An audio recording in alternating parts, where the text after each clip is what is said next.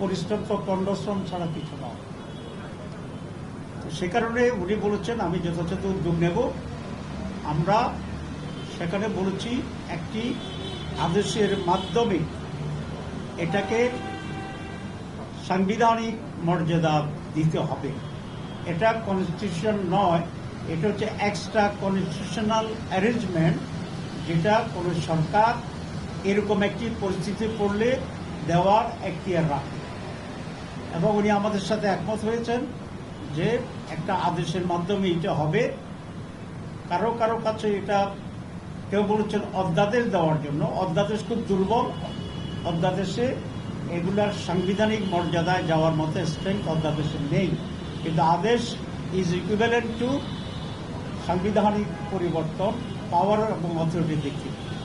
ইতিমধ্যে অনেক expert committee, ঐকমত্য কমিশন তৈরি করেছে, তারা বৈঠক করেছে।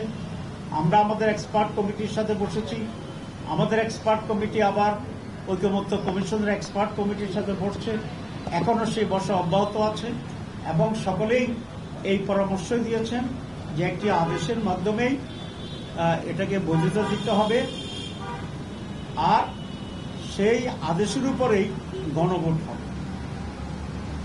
আমরা এটা ক্লিয়ারলি বলে আসছি। উনি আমাদের কথায় কনভিন্সড হয়েছেন বলে আমাদের মনে হয়। আমরা আশা করি তিনি সেই দিকে যাবেন। 2 নম্বর, আমরা গণভোটের ব্যাপারে বলেছি। আপনারা জানেন গণভোটের ব্যাপারে বিএনপি কোনোভাবে রাজি হচ্ছিল না প্রথম দিকে। আমরা এটা জোর দিয়েছিলাম, কিন্তু শেষ পর্যন্ত বিএনপি গণভোটে রাজি হয়েছে। আমরা বিএনপিকে ধন্যবাদ জানাই। এখন তারপরেও তারা একটা জটিলতা তৈরি করার চেষ্টা করছে। সেটা হচ্ছে গণভোট এবং জাতীয় নির্বাচন একদিনই হইতে হবে। দুটো একেবারে আলাদা জিনিস। একটা হচ্ছে জাতীয় নির্বাচনে জনপ্রতিনিধিরা নির্বাচিত হয়ে দেশে কারা সরকার চালাবে সেটা সিদ্ধান্ত, আর গণভোট হচ্ছে আমাদের কতগুলো রিফর্মস, সংস্কার, যেগুলো কিভাবে সরকার পরিচালনা হবে, কিভাবে নির্বাচন সুষ্ঠু হবে, কিভাবে প্রধানমন্ত্রীর ক্ষমতা থাকবে, এসব মৌলিক বিষয়। এটার সাথে এটার কোনো রিলেশন নেই। সেই জন্য আমরা বলেছি গণভোটের মাধ্যমে রিফর্মস কমিটি আলাদাভাবে এটাকে পাশ করতে হবে। জনগণ যদি চায় রেফারেন্ডামে, জনগণ যদি হ্যাঁ বলে পাশ হয়ে গেল, জনগণ যদি না বলে পাশ হবে না, কারণ এটা জনগণই সর্বোচ্চ ক্ষমতার মালিক। আর যদি জনগণ হ্যাঁ বলে তাহলে সেটার ভিত্তিতেই নির্বাচনের সাথে সম্পৃক্ততা আছে, যেমন আপার হাউস। তো আপার হাউস ইলেকশন হবে। এখন যারা বলছেন একসাথে হবে, তাহলে আপার হাউস ইলেকশন কখন হবে?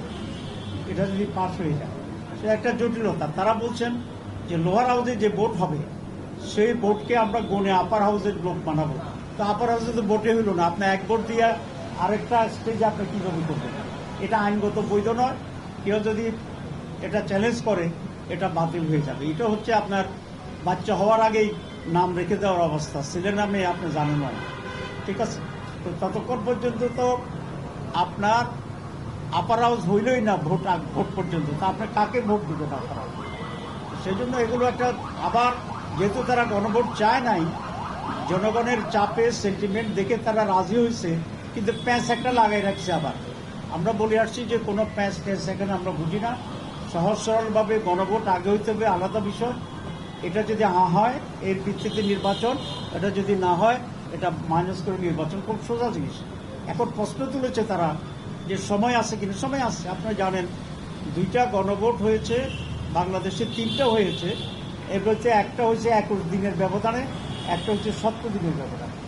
আমরা বলেছি নভেম্বরের লাস্টে গণভোট করেন, প্রায় 1 মাসের বেশি সময় আছে। তারপরে আরও 2.5 মাস থাকবে জাতীয় নির্বাচনের জন্য। সুতরাং এখানে সময়ের কোনো সমস্যা না। প্রশ্ন তোলা হয়েছে অনেক খরচ হবে না, অনেক খরচ হবে না।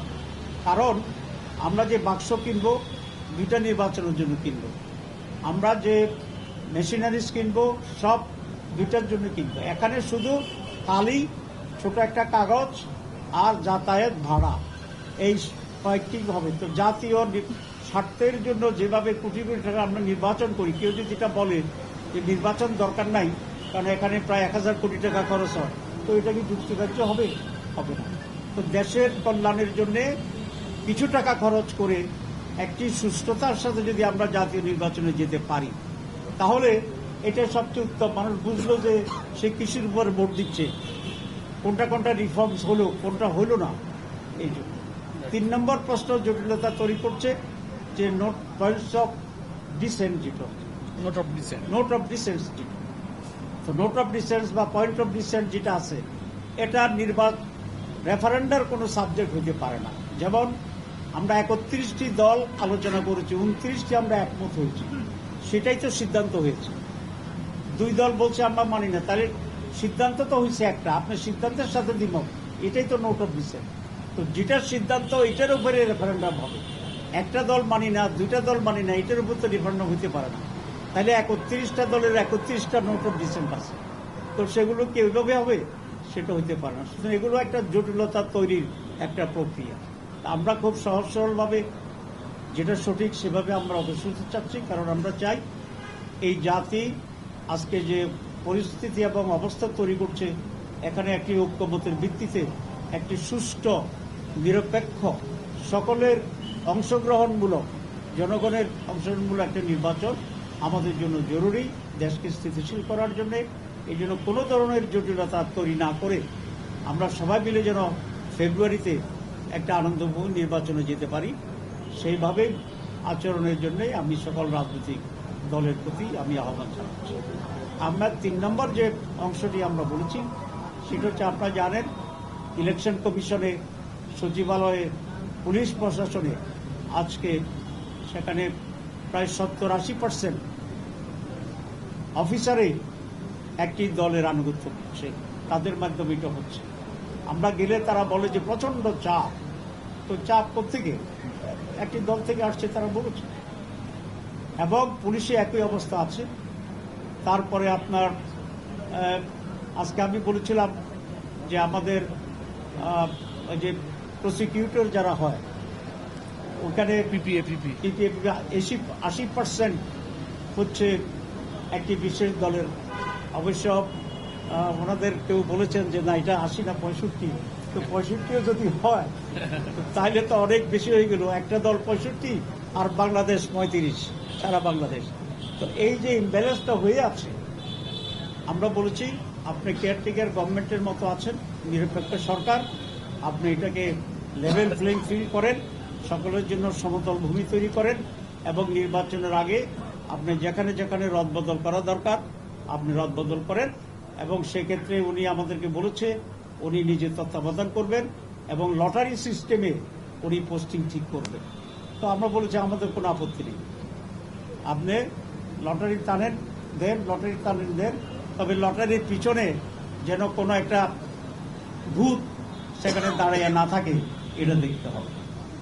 ঠিক আছে? পোলিং প্রিজাইডিংদের ভোটাধিকার চেয়েছি আমরা, এটা আমরা বলেছি যে লেভেল প্লেইং ফিল্ডের জন্য প্রশাসনকে রদবদল করতে হবে, এবং সেটা যদি উনি লটারি সিস্টেমে করেন এটার সাথে আমরা একমত হয়েছি। আমরা আরেকটা পয়েন্টস আমার প্রাসঙ্গিক স্লিপ হয়ে গেছে, সেটা হচ্ছে এই যে রিফর্মস হচ্ছে এটার যে ডিক্লারেশনটা, এই ডিক্লারেশনটা বা আদেশটা কে দিবে এই নিয়ে একটা প্রশ্ন এখন উঠেছে। আমরা বলে আসছি যদি আইনে কাভার করে এবং আইনগতভাবে যদি কোনো ব্যত্যয় না ঘটে, তাহলে আমরা চাই চিফ অ্যাডভাইজার এই আদেশটি দিবেন, প্রেসিডেন্ট এটা দিবেন না। কারণ এই প্রেসিডেন্ট তো কাদের প্রোডাক্ট এটা আপনারা জানেন, ব্যাখ্যা করতে চাই। ওনারা আমাকে বলেছেন যে ওনারা আইনগত দিকটা পর্যালোচনা করবেন, যদি আইনগত কোনো সমস্যা না হয় তাহলে প্রেসিডেন্ট নয়, এই ঘোষণাটা প্রধান উপদেষ্টাই দিবেন। এটা আজকে আমরা মত দিয়েছি, ওই জন্য আমরা এটা নিয়ে আলোচনা করি। এরপরে যেটা আমরা বলেছি সেটা হচ্ছে বিভিন্ন জায়গায় আইন শৃঙ্খলা পরিস্থিতির অবনতি ঘটছে, এবং কবিরহাট নামে নোয়াখালীর একটা জায়গা আপনারা দেখেছেন 2 দিন আগে ছাত্র শিবিরের একটা মিটিং হতেছিল, সেখানে বিএনপির লোকেরা প্রকাশ্য হামলা করেছে, আপনারা কাভার করেছেন, জাতীয় দৈনিকে আসছে, আপনাদেরকে ধন্যবাদ জানাই। আমরা এটা ওনার দৃষ্টি আকর্ষণ করছি যে এইরকম যদি এখনই শুরু হয় তাহলে নির্বাচন কি হবে। মর্নিং শোজ দ্য ডে, আমরা জানি তো এটা মর্নিং শোজ দ্য ডে, সুতরাং ওনারা এখনই শুরু করছেন। আমরা বলছি এটা থামান, এটা যদি আপনি না থামাইতে পারেন তাহলে নির্বাচন নিয়ে সংশয় তৈরি হবে, অনিশ্চয়তা তৈরি হবে।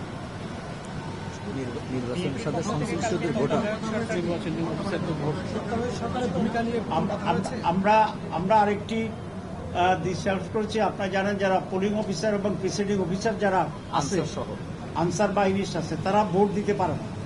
এর সংখ্যা প্রায় লক্ষ লক্ষ। আমরা আজকে বলেছি যে প্রবাসীদের ভোটের ব্যবস্থা করছে গভর্নমেন্ট, সুতরাং তাদের ভোটের ব্যবস্থা করাটাও এটা জরুরি। ওনারা খুবই খুশি হয়েছে এটাতে, যে বলছে যে না, এটা ইম্পর্টেন্ট পয়েন্টস, তারা সেখানে আলোচনা করবে। তত্ত্বাবধায়ক সরকারের বিষয়ে আমরা আলোচনা করিনি দুটি কারণে। এক, তত্ত্বাবধায়ক সরকারটা ব্যাপারে এখনো সুপ্রিম কোর্টে শুনানি হচ্ছে, সুতরাং সুপ্রিম কোর্টের যে দুইটা প্রিজুডিস, আমরা সুপ্রিম কোর্টের রায়ের অপেক্ষায় আছি। সুপ্রিম যে রায় দেয় সেই লাইনেই আমরা তখন কেয়ারটেকার ইস্যুটা আমরা সেখানে আলোচনায় আনব। কারণ এখনই যদি আমরা করি তাহলে এটি ইনমেচিউরড হবে এবং সেটার যথাযথতা নাও হতে পারে। আমরা মনে করি এই গভর্নমেন্ট এখন যেটি ইন্টারিম আছে, তারা এখন ইন্টারিম থাকবে। যদি কোনো ব্যত্যয় না হয় সুপ্রিম কোর্টের অর্ডারে, তাহলে এই সরকারেই কেয়ারটেকার সরকারের ভূমিকা পালন করবেন, এটা আমরা আশা করি, এবং সেই হিসাবে তারা যথার্থ ভূমিকা সেখানে সরকারের উপদেষ্টাদের নিরপেক্ষতা নিয়ে কোনো প্রশ্ন তুলেছেন কি আপনারা? অবশ্যই প্রধানমন্ত্রী আমাদের বক্তব্য খুবই শুনেছেন। আমাদের ধারণা যে আমাদের যুক্তি উনি আমাদের যুক্তিকে বিরোধ দিচ্ছেন বলে আপনি মনে করেন। আর আমরা সরকারের যারা উপদেষ্টা আছেন তাদের ব্যাপারে বলেছি, সকলের ব্যাপারে নয়। আমরা বলেছি কিছু কিছু লোক আপনাকে বিভ্রান্ত করে, আপনার প্রতি আমাদের আস্থা আছে, কিন্তু আপনার কিছু লোক আপনার পাশে আপনাকে বিভ্রান্ত করে এবং ওরা কোনো একটা দলের পক্ষে কাজ করে। আমরা মনে করি তাদেরকে তাদের ব্যাপারে আপনাকে হুঁশিয়ার থাকা দরকার, সচেতন থাকা দরকার। অপসারণের কোনো দাবি তুলেছেন কিনা? আমরা এখন আজকে উঠে নাই, আমরা প্রথমে দৃষ্টি আকর্ষণ করছি। আপনারা জানেন জামাত ইসলামী খুবই একটা সিস্টেমেটিক ডিসিপ্লিন পার্টি। আমরা প্রথম দিন যাইয়াই অপসারণ চাইনি, আমরা বলেছি আমরা এখন দৃষ্টি আকর্ষণ করছি, আমরা সময় দিচ্ছি, আপনাকে সুযোগ দিচ্ছি। যদি না হয় তাহলে আমরা যা যা করণীয় সেগুলোর ব্যাপারে আমরা চিন্তা করবো, আমরা সেটা করব। প্রধান উপদেষ্টা বলছেন যে উনি এগুলো নিয়ে গভীরভাবে চিন্তা ভাবনা করছেন এবং যেটা উত্তম হবে সেটি উনি করবেন ইনশাআল্লাহ। আমার মনে হয়েছে আমাদের কথা উনি কনভিন্স হয়েছেন। Thank you very much.